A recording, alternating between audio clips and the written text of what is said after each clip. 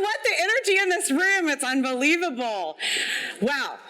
I'm Gretchen O'Hara, Vice President here at Microsoft. I have to say, third time here, selling out the house, bringing people together from students and startups and entrepreneurs and companies and corporations. Just saw Boeing come in and Ingram and others. Like, this is an incredible opportunity for us to get together and really create actionable outcome. So let me just tell you really quickly, in terms of Plenary, a little bit of my story. I've been in the tech industry 25 plus years. I use plus because I stop at 25. So 25 plus years. And that was a time when it was very different. And I was talking to one of my panelists, Ursula, last night, and it's like, wow, you had to be really resilient, right? Resiliency. Not really the thing you wanted to have. I kind of thought of myself as, how do I just fit in? Really, the first half of my career, I was like, how do I just fit in?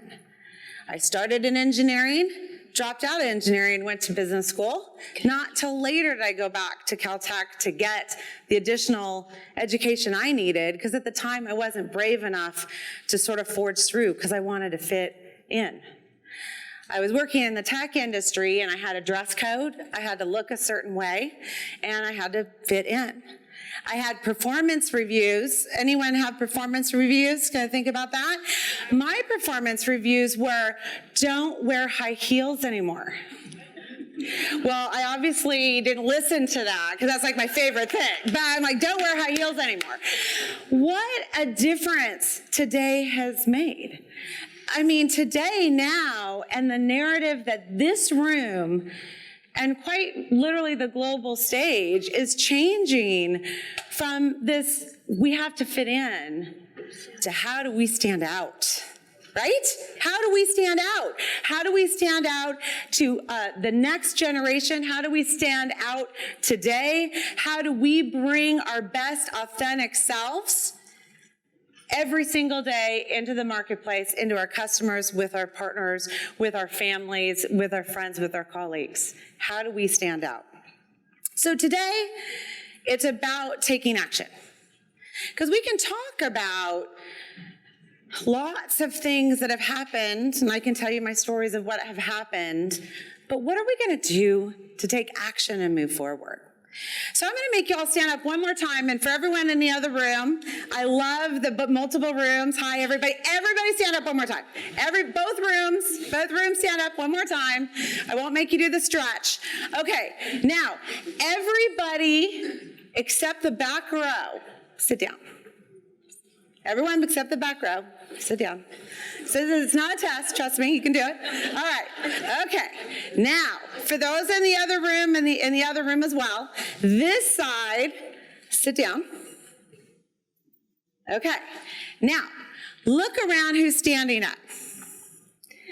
This is our female STEM pool coming out of graduation. Why are we not 1,500 strong standing up? This is the action that we have to change. These are the things, and you can sit down now, but thank you very much. These are the things that we have to change, because for every 100 females that graduate out, just graduate out from an education perspective with a BA, only 12 of those even go into STEM. And by the time they actually get into their mid-career at the professional level, they're dropping out. And then when they drop out, they're dropping out at 2 times the rate of their male counterparts. So we have to take action, and Senator Patty Kruger talked about this morning as well. We have to take action both at the classroom, and we have to take action at the boardroom.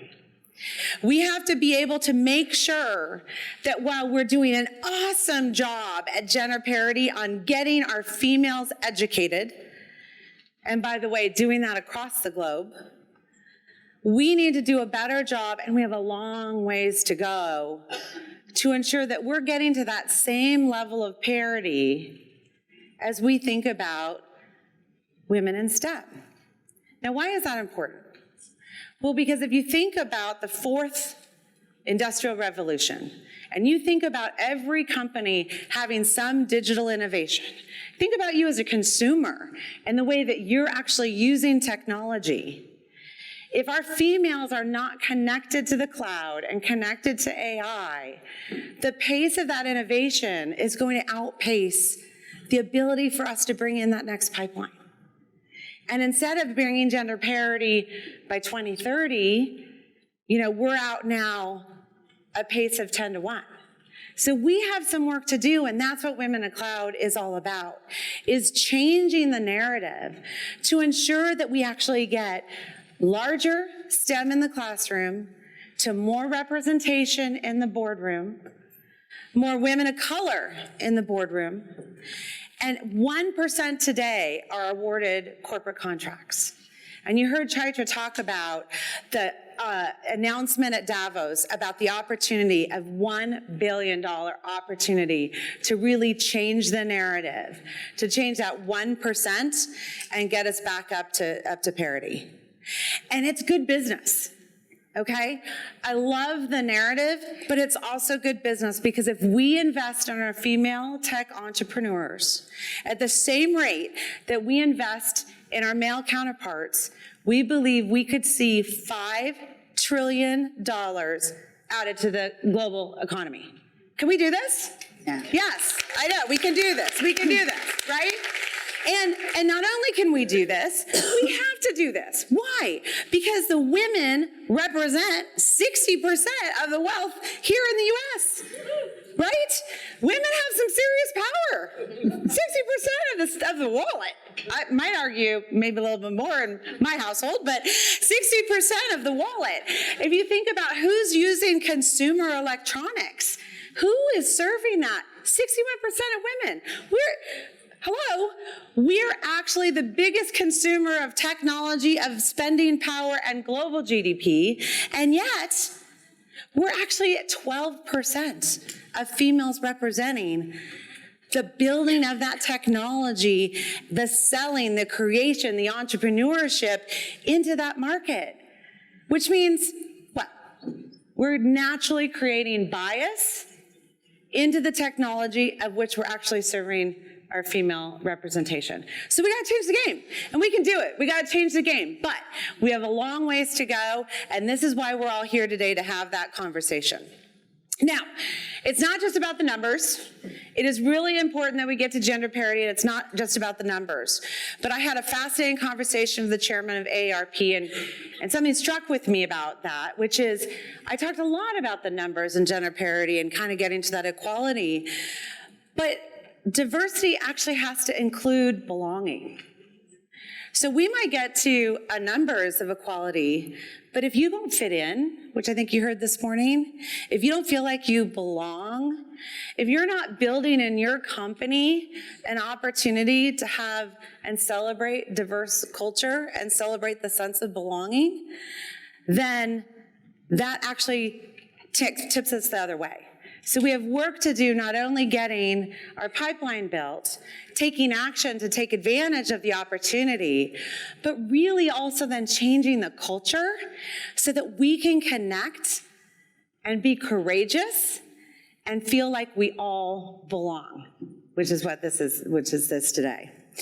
And so I believe, and when Chaitra talked to me about this, came into Women in Cloud as one of the original co-founders, because I believe so strongly in this $1 billion opportunity ahead for us. And I believe so strongly that it's not just about community or networking, it's about critical pillars connected together to make sustainable change in the global economy. It's about creating access to capital, access to book of business. It's about acceleration, changing policy, having a different narrative. And it's certainly about action, which is what are the partnerships? What are the channels? What's the innovation that we can create together and build these communities to ultimately thrive in this economy? This is Women in Cloud, and this is the movement that we are now bringing globally to the global stage. So give it up for you guys here. And so to talk about that in the most incredible panel, I think, of the day, I want to introduce three incredible leaders of their business. Renee Bergeron, who's Executive Vice President of Ingram. Ursula Winhoven, who's actually our ITU representative for the UN and Equals. And Wendy Garcia, our Chief Diversity Officer for New York City. So come on in. I got a high five, you guys. Come on in. Have a seat. All right. Okay, this is going to be probably the best conversation that you're going to hear all day. No, I'm just kidding. No pressure. I take that from Tess Connor, but okay. All right, so welcome to the stage. We've had a lot of exciting dialogue together already on the opportunity of changing the narrative. And, I've learned a lot already from you fabulous, incredibly powerful women. And so maybe let's just share a little bit here with the audience, if that's okay. So we talked about creating, really access. And so, maybe just to start, Renee, with you, thinking about what you're doing at Ingram, and just from a corporate perspective, what are you doing to help create access for female entrepreneurs? Yeah, so at Ingram, we're all about connecting innovators with problem solvers, right? So technology innovators, problem solvers being the channel partners. And we have the benefit after 40 years of operation to have 250,000 of them, around the world that service tens of millions of SME businesses. But we realize that it's kind of hard if you're a new business, you're starting out, it's kind of hard. How do you start working with a distributor, an Ingram Micro or any other distributor? And that's key for you to have access.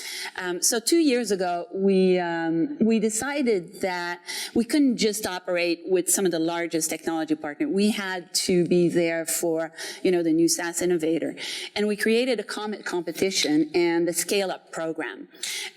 We did a pilot and then just finished launching the full-scale program. It was fascinating because we had 4,000 ISVs, SaaS innovators, small companies, very early stage, come and make their pitch. And 64 of them won, and they're now being onboarded, and we're taking them through our channel partner. But here's what we found in doing this.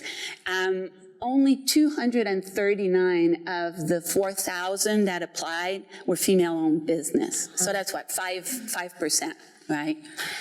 And the good news is of the 64 winners, 20% were women. So those that applied did phenomenal, if you think about it, right? Twice as good as their male. But what we learned is as we get the next competition going is, how do we get more female entrepreneurs to come into the program?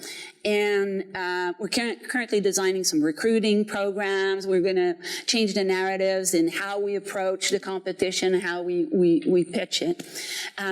But, I want to live in a world where we think about that as we designed the first program, right? So we had to run it once, realize there wasn't enough female-owned business to now learn it. But programs like that are really designed to give you access. And I think if I was an innovator, I would look to be as part of as many ecosystems as I could.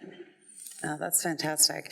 And Renee is leading the way on creating just new opportunity, and I think there's a lot we can do here and now with Ingram being part of Women in Cloud. So just awesome work. Ursula, for you, you heard this morning a little bit about policy and what, how that is impacting STEM. Maybe first tell everyone what Equals is to give everyone an understanding what that UN partnership looks like. And then, what are you doing specifically to address that from a policy perspective? Thanks so much, Gretchen. It's such a pleasure to be here at the Women in Cloud Summit. Big fan of Women in Cloud. So I'm from the ITU. We're the oldest UN entity. We're from 1865, when the T in our name used to stand for telegraph. And then, of course, in the 1930s, it was telecommunications. So we're quite a technical entity, but we also do international development work. And one of the main things that we do is try and get everyone in the world connected. It's hard to imagine when we sit here today with multiple connectivity connected devices that almost half the world are not yet connected to the internet. And the reality is that women and girls are disproportionately represented among those who aren't connected. So as a result, even as a technical and development entity, a big priority for us is inclusion, and including inclusion for women and girls. And as part of that, we're really pleased to be the secretariat for this international partnership and network called the Equals Global Partnership. And when we learned about Women in Cloud, of course, we had to invite Women in Cloud to become a partner of Equals. So what this partnership is, the idea behind it is recognizing that there's actually a lot going on all around the world to try and advance women and girls in tech, to bring women and girls to tech and tech to women and girls. But as we know, the needle is just not moving fast enough. And the WEF predicted recently that actually the period to gender parity on the economic side is getting longer, 257 years they declared. So the idea about Equals is how everyone continuing to do what they're doing, but how can we all be more effective if we cooperate, collaborate and coordinate?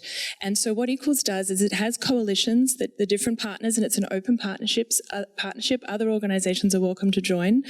There are coalitions on access to tech, digital skills and leadership. And leadership encompasses both support for women entrepreneurs in tech, as well as the organizational changes that are needed inside companies and other organizations to get more women into leadership roles. So a couple of examples of what Equals concretely is doing, particularly in the leadership space. One is that we heard, and you mentioned also how important resilience is to the women who've been really successful in tech. They shouldn't have to have been so resilient, right. But many of those who've made it through have been incredibly resilient. And part of what has kind of demanded this resiliency is that there are lots of little things, sometimes big things that happen every day, which can kind of grind you down. So one of the things that we did, partners coming together in Equals, including with the IEEE, was to come up with something called 25 Ways to be a More Inclusive Engineer, which is research-based, looking at a lot of these different things that happen, and seeing what can we do as individuals to create a more inclusive environment around us, in addition to what our organizations are already doing. So not as a substitute, but as a complement. And I'll just mention another example. There are very many examples, but I'll just mention another one.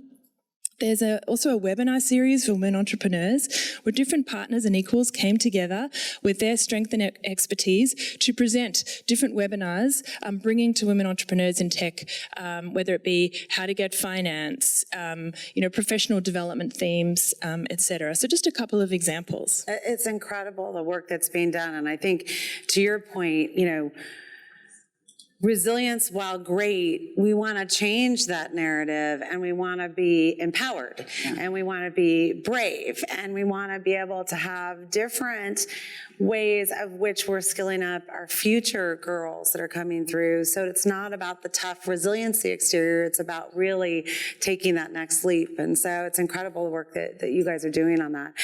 Wendy, just tying into that, you've heard now a little bit from Equals and some of the UN efforts that's happening.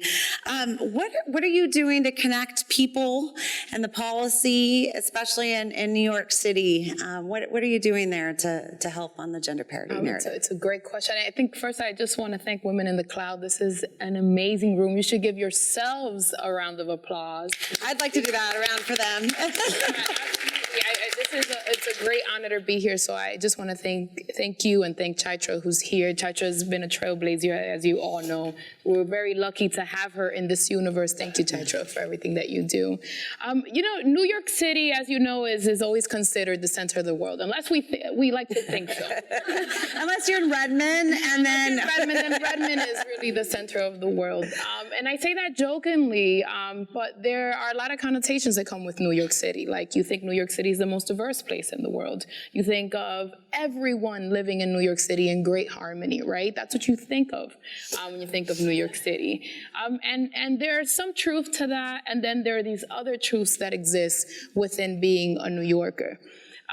New York City right now does about $20 billion from anything from staples to tech to construction. And of those $20 billion, 95% of that procurement goes to white males. 95%. That means only 5% is going to women and minority-owned businesses. Now, under the Comptroller's office, I'm functioning as the Chief Diversity Officer. And for those of you who does not know what the Comptroller does, we make a joke to say he's like the Count. I don't know if you guys remember the Count. He counts numbers. But what we really do is that we manage $200 billion of the city's pension funds. And we do the accounting for the city. We register all the contracts for the city. And what that does is that it gives us muscle and power to question the finances. And as the Chief Diversity Officer, my position is the first that is now asking the question, the finance question, on are you doing business with women and people of color? So we took that very simple question and we shopped it to City Hall. And we asked 141 agencies across New York City if they were doing business with women and people of color. What do you think they said? No, I don't know. Actually, it's a great, that was very good. So she said, I don't know. That's exactly what we found. They didn't know. They didn't know. Most of them said yes.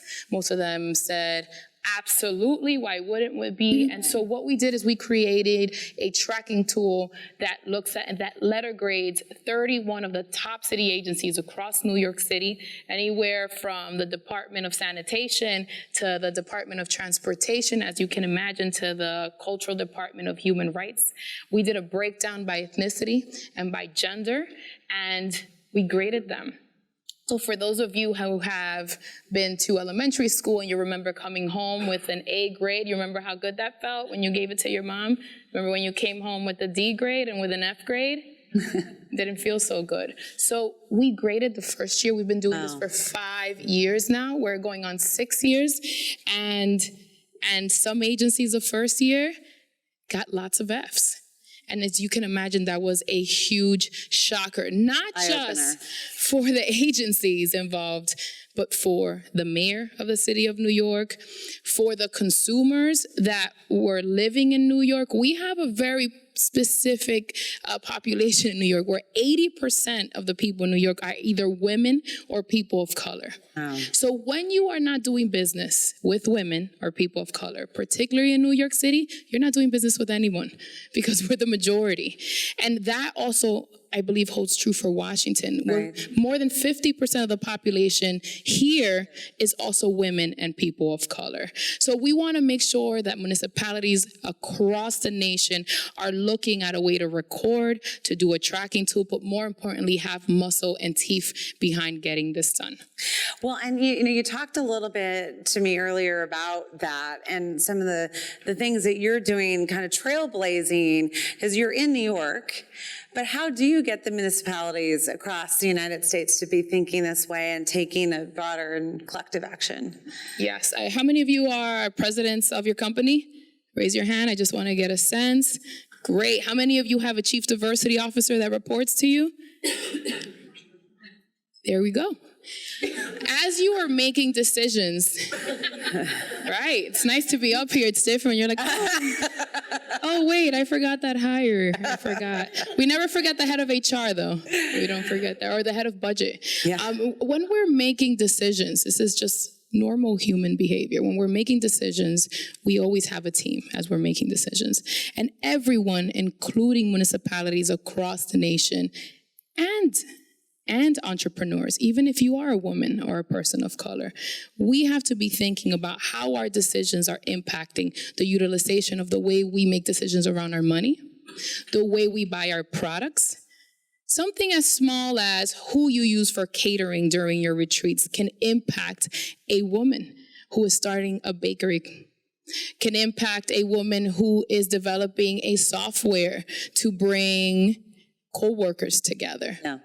And this is what we want to impact. When we started this, we came in with a philosophy that we wanted to change behavior. And for those of you who were political science majors, I don't know how many political science majors are here. It's like the lone 5 or 6 of us. How many lawyers? How many? You'll remember that what they teach you is that the sole goal of government when it was created was to distribute wealth. That's why taxes were created. So when we do this work, and we do this work in New York City, and we want to see this across the nation, we are looking to impact the distribution of wealth through the lens of diversity and inclusion. That's incredible, incredible work. And these people are making a huge difference. And, you know, it goes back to my earlier point where the female consumer, we're not serving that female consumer.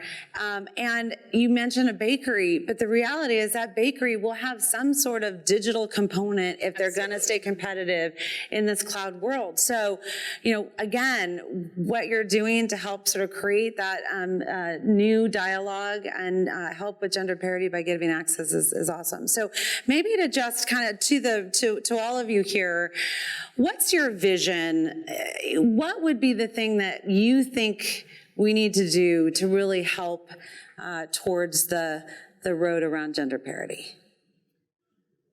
For me, it's about adopting a pay-it-forward mindset so that we make it part of the fabric. So I think that, you know, all of us investing a day of our time here today have got to figure out how do we pay it forward. Paying it forward is, you know, talking about it to all of the female that we know, but it's also in every decision, to your point, Wendy, in every decision we make, you know, as consumer, as business owner, as leaders, to think about supporting women-owned businesses. Yeah, awesome. I'm going to riff off that and just emphasize that when we spend money, when we invest money, it's a vote for our values. Whether we're a company, another kind of organization, or as an individual, we have power through the investments and the expenditures that we make, and we should use that to bring about the world that we want to see and live in. What's your future? You know, I'm a big fan of changing the Constitution. Most say, I know, it's a small dream. That little thing. I just said think big. Think big. Think big. I'll tell you a short story. In the last 5 years, we realized that as we are doing this work, what happens when the controller leaves office and the next controller comes in? Because as you know, in politics, politicians change and the offices change with their vision. And what happens if we get another elected official that decides they do not want a chief diversity officer? That is possible, right? And what happens if women in the cloud experiences something different? We have to create efforts that are sustainable around diversity and inclusion. So in the last year, what we did is we looked at the city's charter, which governs our day-to-day practices. We went to the city's commission, we testified before them, and we asked that they constitutionalize the program that is focused on women and minority-owned businesses in the city. Could you believe that had never been done before? That means that every time a legislator wanted to ask for funding, they needed to negotiate it in the budget process. Do you know what that says? It means that every woman here has been negotiated if someone felt like it or not. That's a problem. Where 60% was the number we heard earlier. Here and across the nation, we bring in more than 50% of the revenue. My money cannot be negotiated. I don't think yours can either. The charter to do that. We had voters come to the polls in November in New York, and they all voted for the program. So now for the first time in the history of New York, we were able to do that. I'm really proud of that. The comptroller's really proud of that. And we now have a sustainable program that we know will be there for a long time. It's incredible, incredible. Yeah. And I think then we have, Wendy, a little bit of an announcement that then you're going to make on that note of some work that you've done to continue to build sustainability for women and gender parity in New York City. Do we want to come out and you want to? Yes. So I'm going to keep the mic. How many of you want to win the Nobel Prize?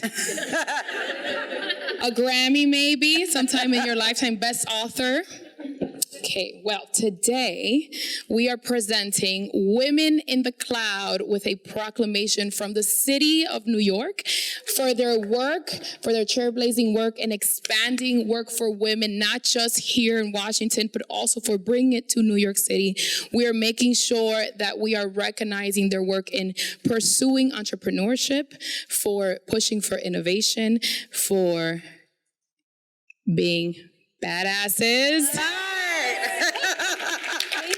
And for making sure that other municipalities across the nation are doing not just the right thing, but the right thing for business and right. keeping it competitive.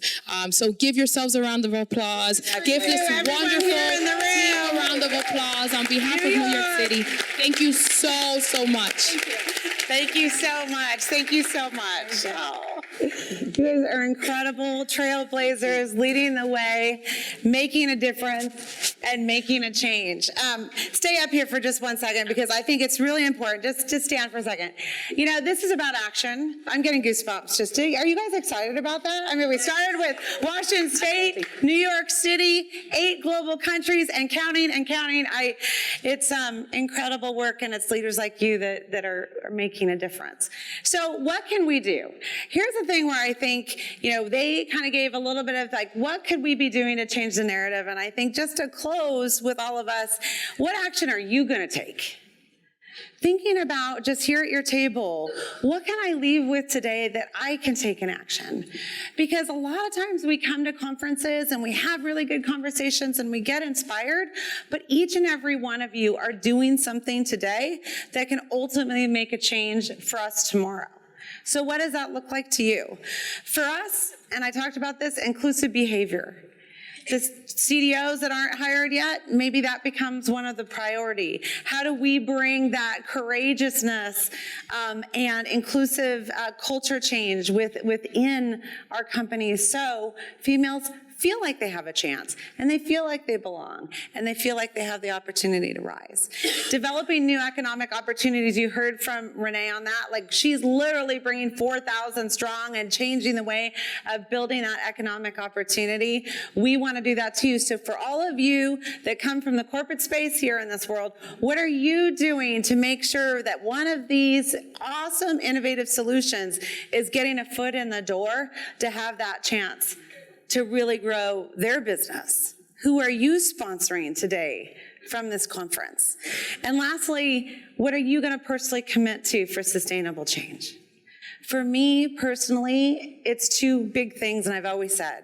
One is mentorship, and I will continue to mentor as many female entrepreneurs and students as I can. And you know what? I don't have to do that alone. I have an incredible set of Microsoft executives that are here in this room that have all committed to mentorship of women in cloud. It was unbelievable, the commitment we have. Absolutely unbelievable. Second is, I want to make sure that everyone has that opportunity for book of business. We need to change the diversity landscape in the channel. And so through partnerships that we just talked about, we're going to absolutely do that. So next year when we come here, we're going to have a different dialogue and continue to really change the narrative. So thank you again, and have an incredible conference. Thank you, everybody. Give it up for Gretchen O'Hara.